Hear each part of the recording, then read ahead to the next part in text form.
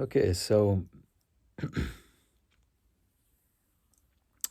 this guy,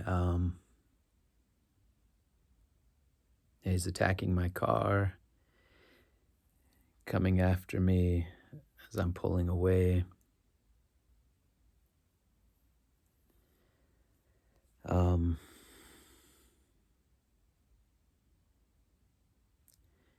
it was pretty bad. It was pretty bad. So I pull away around the block, like down another street, and there's a button on the app that you can press to alert. It's sort of a triage that they do through a security company, ADT, I think. I don't know what that stands for. Um, I've had to use it once before. I did a video about this. Somebody who was like drugged out in my vehicle. Um, but anyway, so I hit that. I'm definitely like adrenalized, and sort of just like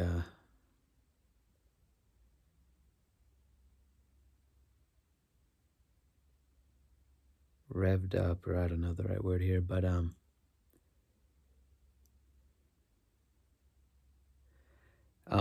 so I contact these guys, and just in part, I just it's not like a huge thought process. Just like it seems like the right next step is I need to contact somebody, and I guess get a report going. In my mind, I'm thinking this guy just attacked my vehicle, completely out of control, drunk, violent, crazy person.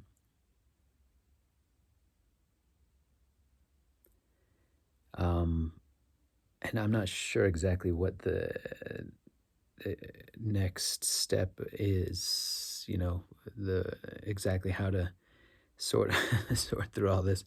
But that's what I do. So I contact these guys, and helps me also to have somebody sane to talk to kind of regulate a little bit, and take a breath, slow down, process a little bit, and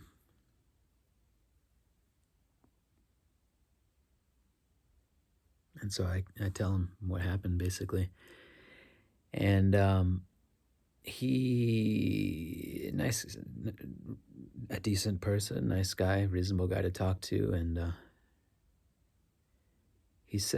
think he says he's gonna take it. He's gonna let the police know about it. I also, at this point, decide I want to contact the police.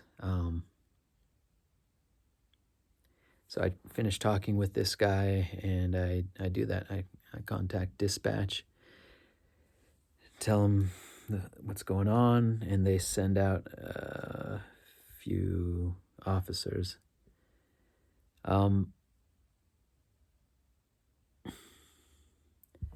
The first guy gets there, and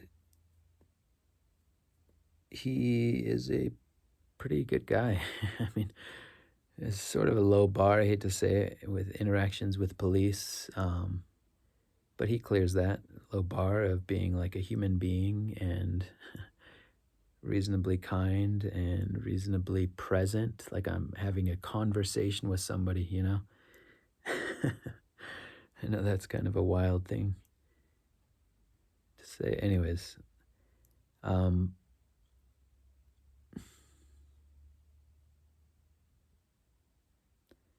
I've just had a lot of, well, let me not even go down that road.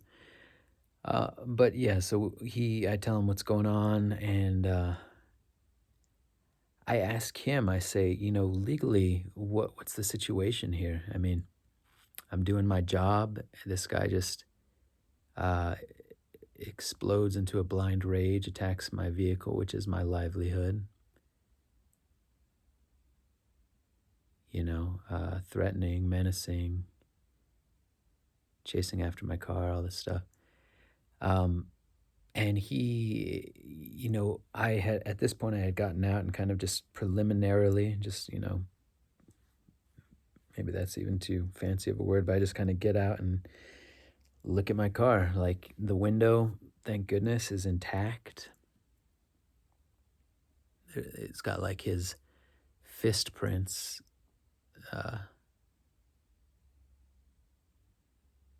smudged onto it, from where his fist was hitting the window.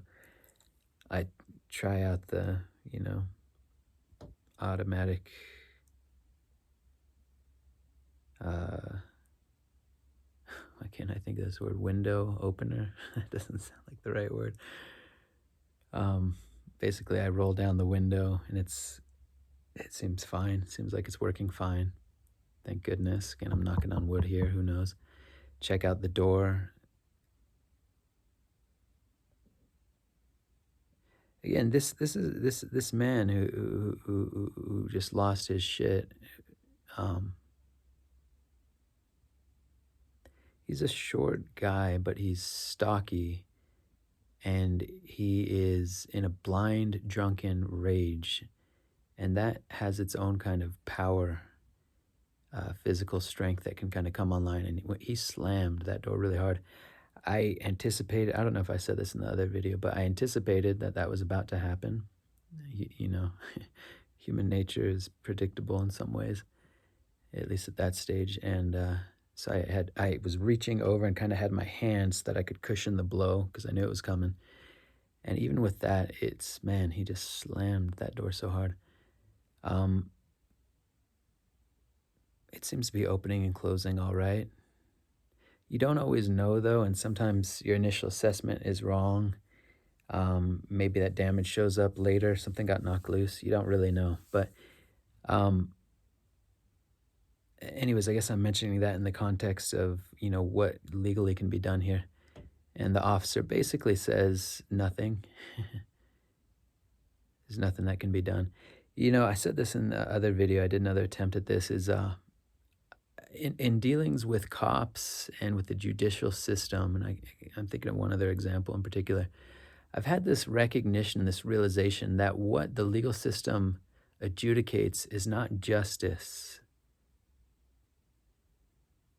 It's not justice that gets resolved or dealt with in the court system, in the legal system, with cops, etc. What they adjudicate is the law, and those two things are not the same. I haven't articulated this really before, except, just an hour or two ago when I tried this video.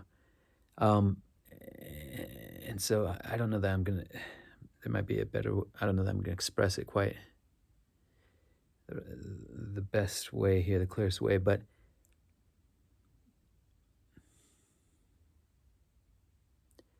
justice is something deeper. It's something that laws can interact with, they can support, they can point in the direction, but it's not the same thing. Justice is more intimate. Justice is something that is heart to heart, it's human to human. It's addressing, redressing a wrong that's done to somebody. And financial remuneration, to be compensated for something, if it's like a civil court case or jail time or whatever.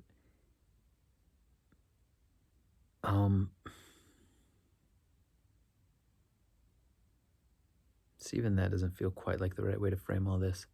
I'm not sure exactly how to talk about it. In this case, I guess why this is coming up for me is it's like all I was doing was working. I was just trying to make money so that I can stay housed and have food, and just out trying to work, doing something honest, doing something decent. I was just doing my job. I was just working. And to have this level of violence leveled at me,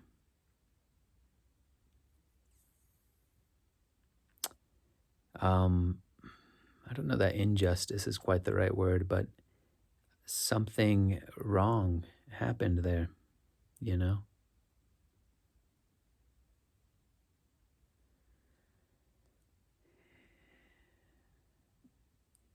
And and the cop, he's basically just saying, yeah, there's not much we can really do about that. You weren't physically harmed, and that's true. He didn't physically assault me. Could have gone that way. Definitely could have gone that way.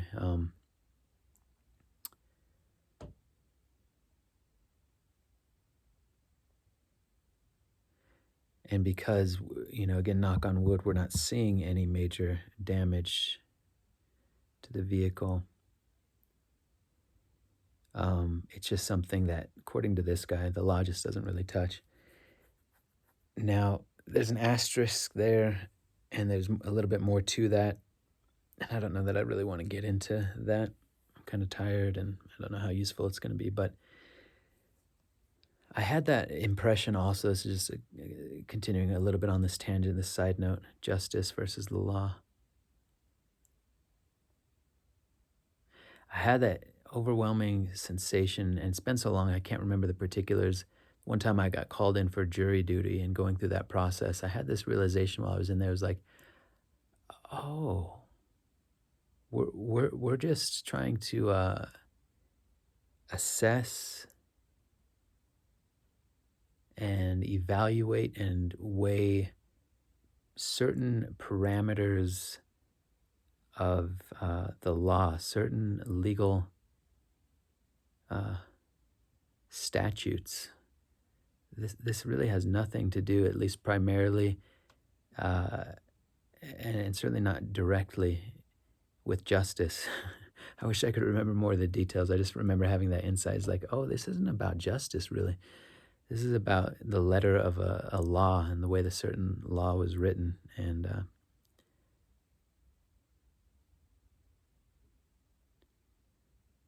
there's, anyways. Let me not tread too far down that path. But let me also close that out a little bit by saying, you know, justice the way I'm experiencing it, maybe, and not expressing it super clearly, it's something more intimate, it's something more human, and it's something that can't be adjudicated in that way. The courts, the legal system can support it, definitely, and it can be a part of the process, but there's something deeper there that I'm struggling to articulate. One way of saying it is that justice ultimately is in God's hands. That's one way of saying it. But there's also a simpler way of saying it when I can say from personal experience, when I've done something that was hurtful to somebody, um, there are things that you can do, reparations and what is that called? Amends and things like that. But there's a heart level of recognition of going to somebody directly and apologizing and taking accountability and saying, gosh, I'm sorry that I hurt you. I really apologize. That's a movement of God. That's a movement of something deeper. That's a movement of the heart. And that, I think, comes closer to what justice actually is. And that's rare. That's really rare. And justice has a healing component to it, the way I'm thinking of it anyways. It's a heart thing. It's a deeper thing, a spiritual thing in a way. Anyways, that's an aside, but yeah, so I talked to these guys, these cops, and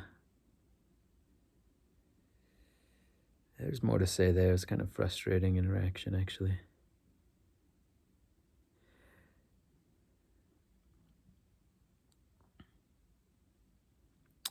I don't think I want to get into all that. I reached out after they left to Lyft, the rideshare app, and explained it to them. I mean, part of what was going through my mind throughout this whole thing is just this is not somebody who should be using this app. This is not a safe person. I mean, it was bad. It could have been a lot worse. This guy is um, just out of control. I mean, he's just an insane person. He's out of control. And I mean, part of the not really humor, but strangeness, bizarreness of the whole thing, like I said, I think in the first video, it was like 7 in the morning that this is all going down. Um, and I expressed that to the people at Lyft, the driver support or whatever hotline. I said, ultimately, obviously, it's not my decision what you guys do. You have the final say, but I would strongly, strongly, strongly encourage you to exempt this guy, to boot him off the app.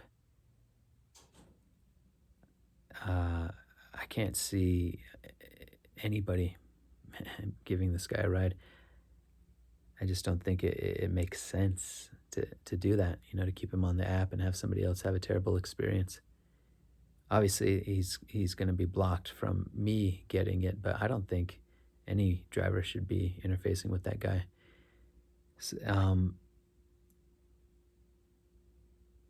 He didn't. I mean, he did a decent job. This guy, with everything I was telling him, but he wasn't like, "Oh, I totally agree," and this is not what we want. He just kind of acknowledged that I said it, and I don't know. I really don't know. Will they continue to allow this guy to get rides from people? I don't know. One thing I do want to flag in all of this is part of me feels very validated with my reaction and my intuition on the. I've done other videos about this. One of the challenges with doing rideshare is you have this narrow window of time, basically the moment that you see the person, assuming you haven't given them a ride before and have a sense of who they are. You have from the moment you see them, and that's usually sometimes just right before they get into your car, depending on what the pickup looks like. But maybe, I don't know, 50 feet if you're lucky sometimes, getting to see somebody come out of a house or out of a building or from around the corner, to start gathering data about, what's going on with this person, where they're at. And so you pick up some of that beforehand, but especially when they get in the car, you have more information. Again, not a whole lot to go on before you finalize the ride and take off. And so I've figured out ways to kind of maximize that window, especially with people where I've at least gotten a hint of something or a little bit of a red flag, and I kind of want to suss it out a little bit more, try to gather a little bit more information before I agree to the ride. But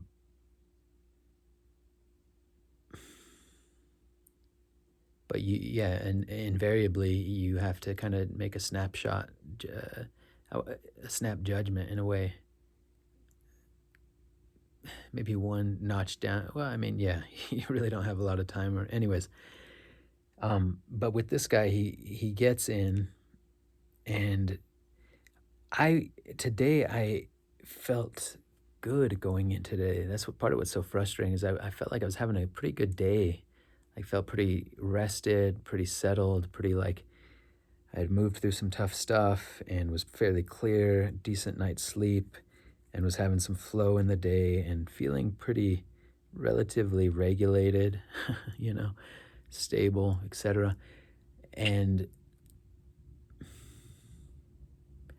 on the one hand, feeling that way, it makes it easier to recognize where somebody else is at because you're in a little bit of a clearer space. And so there's a little bit more buffer or a little bit more resource there in terms of figuring out, what's going on around you. I'm not expressing that quite the right way, but in other words, because I'm fairly calm, fairly stable, there's more of a contrast to somebody else's energy. I know that's kind of a vague word, but you could break that down, particularize that, itemize that into a bunch of different, micro behaviors and observational data and stuff. But there's a kind of an overall energetic thing going on.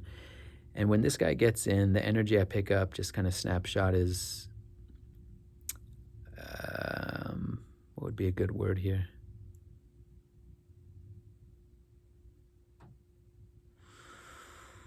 I'm struggling to find a good word. Aggressive is not quite the right word at that point, but kind of oof, forgive me, I can't think of a good word. Strong energy, but that's that's kind of vague. Kind of an intensity or a pushiness, maybe. There's like a little bit of an edge.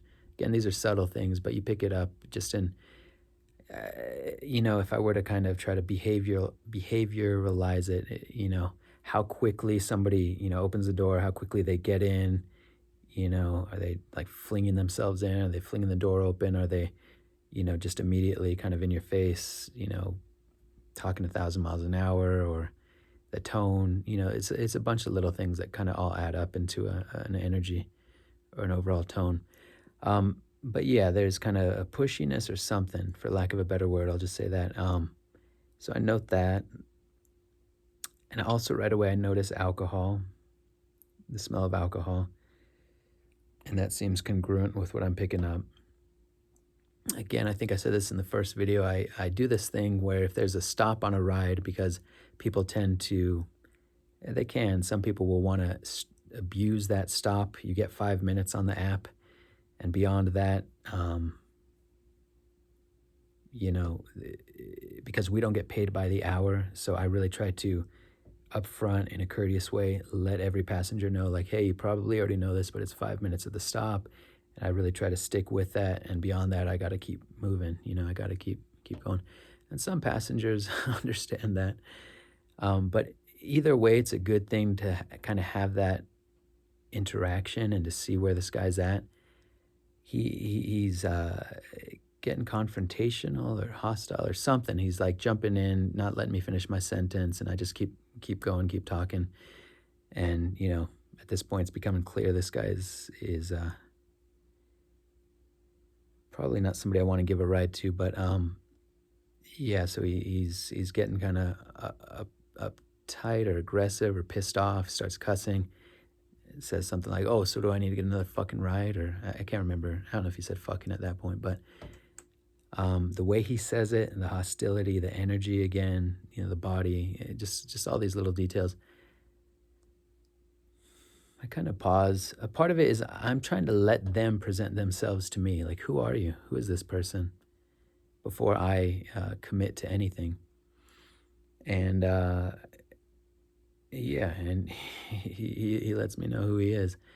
And so I think I already described this, forgive me, in the other video. But anyway, so I tell him we're going to call it. I'm not going to give him the ride. He doesn't get out at first. I say again, I'd like you to get out. Doesn't get out. I say, it's time for you to leave. Finally gets out. But the explosiveness, the lack of any kind of impulse control or emotional regulation, just the instant rage is awful. That's not a fun thing to be around. But in its own way, it's a validation of my intuition on the subject, because it could well happen that somebody, for whatever reason, a driver decides, I don't feel comfortable giving you a ride. It's possible that somebody in that situation could have, I'm just saying, it is possible that somebody could have the wherewithal, emotional intelligence, whatever, to be humble and be like, oh, okay, that sucks. I've been waiting for the ride, and that sucks, but, it's your right to refuse service. Or they could even say, hey, I understand. Yeah, you're right. I understand. I messed up. Or that's a possibility. Okay. I'm not saying that's a probability. I'm not saying that's likely, but that's a possibility, just to kind of give some parameters here to what I'm trying to describe. And that would be amazing. That would be awesome, that somebody validates your concern and says, you know what? Yeah, I was out of line. you're right to call that out. I don't want you to, it's your ride and whatever. Somebody could be kind of, and that would be awesome. Like I say, I would even, it'd be fine for somebody to be a little bit ticked off, to be like, let's say I decide it's not a good ride because they're drunk or whatever, I'm getting attitude or something. They could say, you know, fuck, man, I've been waiting all this time. This is some bullshit. But they get out, they don't flip into a blind rage. They get out and leave. Maybe even, like I say, cuss a little bit or whatever. I've had that happen. It's not a great experience, but you can kind of understand that.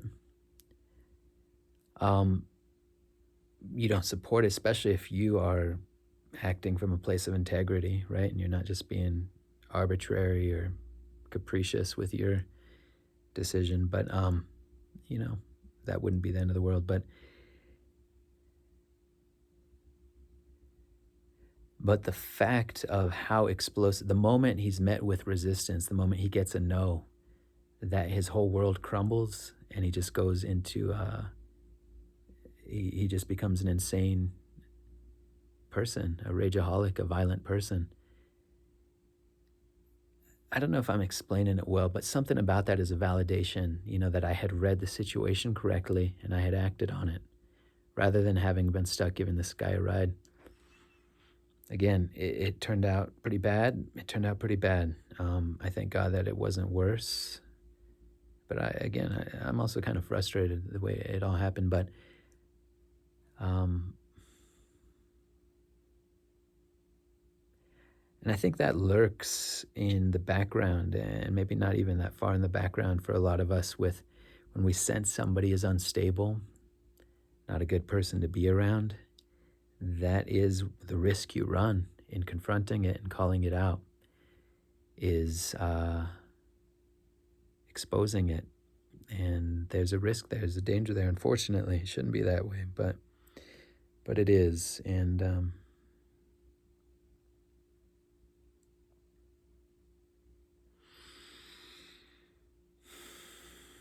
so anyways, let me see if there's anything else I want to bring up.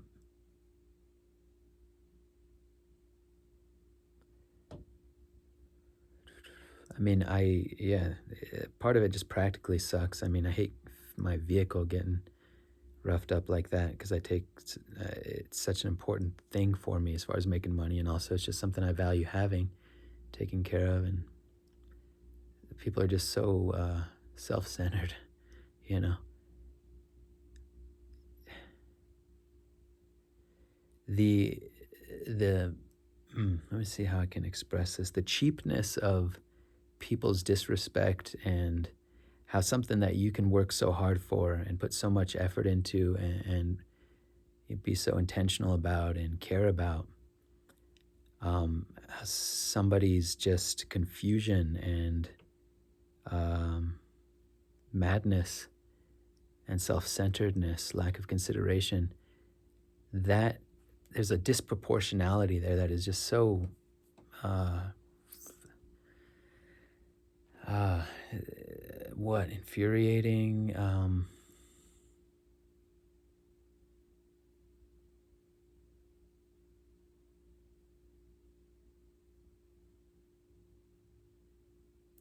Yeah, that incongruity. I felt it. I felt it before with, like, I did a video talking about a shooting, and just the cheapness of, a good person's life being mowed down. Somebody who's out trying to do good in the world, and to have, a shooter come along just with no effort to pull a trigger and just end that person's life. All the energy, all the effort, all the goodness and intentionality that they had put into their life. I'm not trying to put these in the same category at all. I'm just trying to describe a dynamic here or something. Just how cheap that is, violence that comes in and just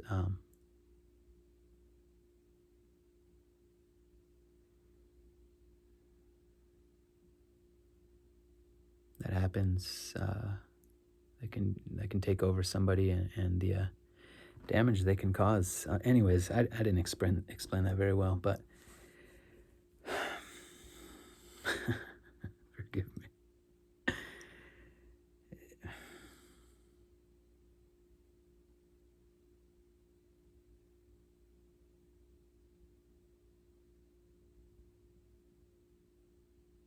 Yeah, there's a feeling of like vulnerability, I guess, and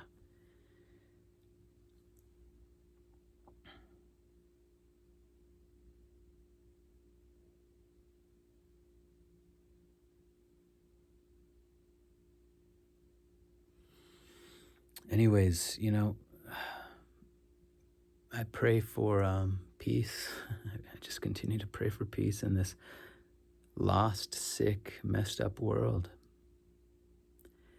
There was a funny thing that happened today. Maybe lighten things up here a little bit. I gave a ride to another guy, and people fart. You may have noticed that. Just full stop, people fart,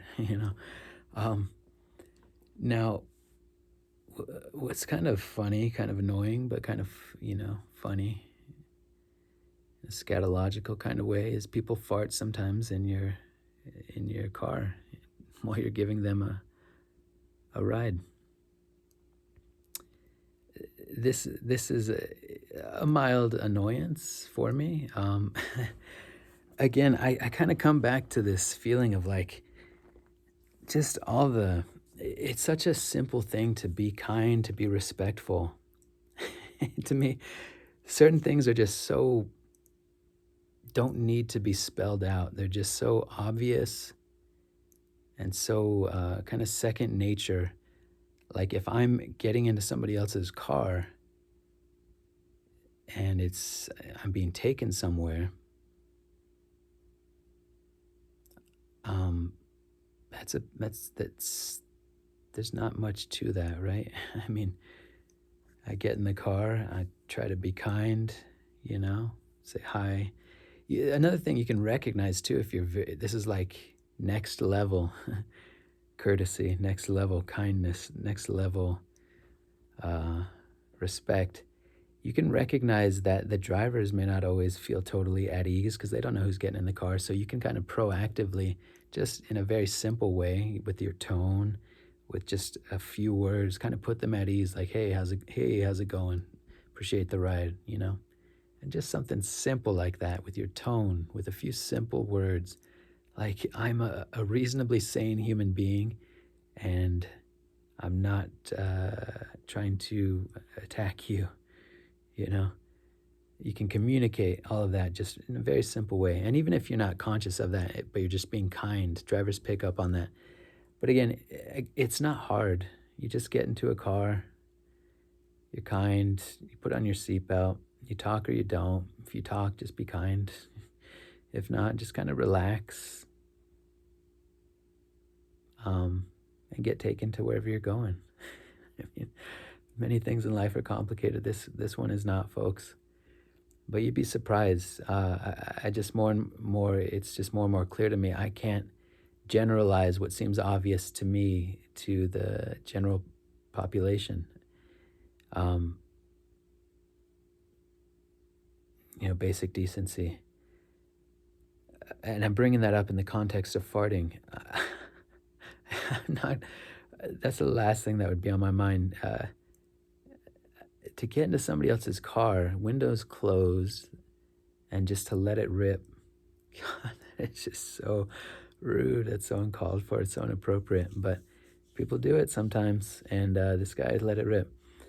I've taken to putting, I think I said this in another video, I send out a preemptive text, just a short few things saying, welcome, I appreciate your business, but I also, welcome, I appreciate your business. And then I say a few things about, please no open drinks, no open soda cans, no food, no smoking, no vaping. And I say in there, I crack the window for strong smells. I didn't have farting in mind when I put that, I don't think, at least not at the forefront. That wasn't the primary concern. I put that in there because so many people are stoned. Um, and before I started sending this text, what I would do is somebody would get in, and you just right away are hit with this wave of pot smell, and I don't really like it. I don't really like that personally, but it's also just professionally. I don't want my car smelling like that. And so what I would do is I would just say, hey, after I greeted them, and I tried not to do it the first thing, but I also tried to do it kind of early on in the ride. Welcome, make sure they got their seatbelt. How's your day going? And I'd say, hey, I'm gonna have to crack the windows. No judgment, and I mean no disrespect, but I'm gonna have to crack the windows because I'm getting a pot smell, and just for the other riders or something like that. And for the most part, people were either kind of neutral or maybe a little bit embarrassed, and so they didn't say a whole lot, or totally fine with it. I had a lot of people say, "Oh yeah, yeah, that's fine," and even one person, maybe more, that were apologetic, like, "Oh gosh, I'm so sorry," and that's cool, man. That's cool that people have that kind of self-awareness. Seems kind of minimal, but you're grateful for stuff like that. Um, but because I'm now sending this text preemptively, what I've been doing is just without even having to say anything, I figure I sent the text. Hopefully they read it. If they didn't, I did what I could, and I just crack the window if there's a strong smell like that. Um, but yeah, body odor, farts. Now I had another gal, like a pretty young, professionally dressed, like well put together young lady get into the car a week ago or so, maybe 2 weeks, and I present it that way because that's not the person I would typically think would be letting the farts fly. But yeah, sure enough, on our ride, she just let out a very. It was bad. It was bad. It was a bad fart. Um, and it's an awkward thing because she's not going to say, oops, I farted, more than likely. She seems kind of like a proper type of a person. Um, Seemingly that way, presents herself that way. If she's farting, right in my car, I guess not. But um, I didn't roll the window down. I just let it dissipate. And I think it was because I felt awkward about it. Like, this is going to be a very obvious acknowledgement that I'm cracking these windows, while we're driving down this like highway. She knows she did it. I'm pretty sure she knows that I know, but I didn't do it. I kind of made a commitment to myself at that point. You know what? I need to just get over that and just do it next time this happened. And so it happened again this morning. This guy lets it rip. It's a long ride. And so I just don't say anything. I just crack the windows. Fully prepared that if they do say something, I'm going to let them know why. And the fact of the matter is, it really shouldn't be awkward for me to do that. The awkward thing is them farting in the car. I'm just reacting in a way that I think is logical and makes sense. I've already preempted it by sending that text. So um, if on the off chance he does say, like, hey, could we roll this up, or what's going on? At that point, I'm going to be really clear and say, I'm getting a strong smell. It smells like maybe you farted or something. Call it out directly.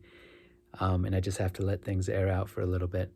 Um, but I think it's probably too embarrassing for people. If I'm feeling embarrassed and I didn't even fart, I think other people are too embarrassed. Not too embarrassed that they don't do it. But anyways, sorry, I'm kind of going off here. Um, but yeah, I do that. Crack the windows, let it air out. It's cold because it's early in the morning, and he doesn't let it rip for the rest of the ride. So maybe it was enough to, kind of say, hey, I know what's going on here. Let's not do this. Shame him a little bit of healthy shame. I don't know. Anyways, that's just kind of a funny thing. Annoying also. Again, it ties into this broader theme of like just lack of self-awareness, or lack of consideration, disrespect, rudeness. But welcome to reality, right? This is the world we live in. And I'll say, and round it out a little bit, part of me doesn't want to do it, round it out this way, but Majority, probably. I don't know, I'd have to do the figures on this. But a lot of people that I pick up, let's just say, respectful or neutral, you know, decent, courteous, some very kind, occasionally, a couple very kind people. So that's out there too, for sure. That's out there too. Um,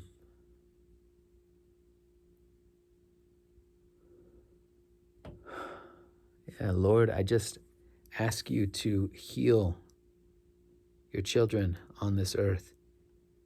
Come into the hearts of these lost, confused people. Heal them, Lord. Guide them. What you do not transform, you will transmit. Be that transformation, Lord,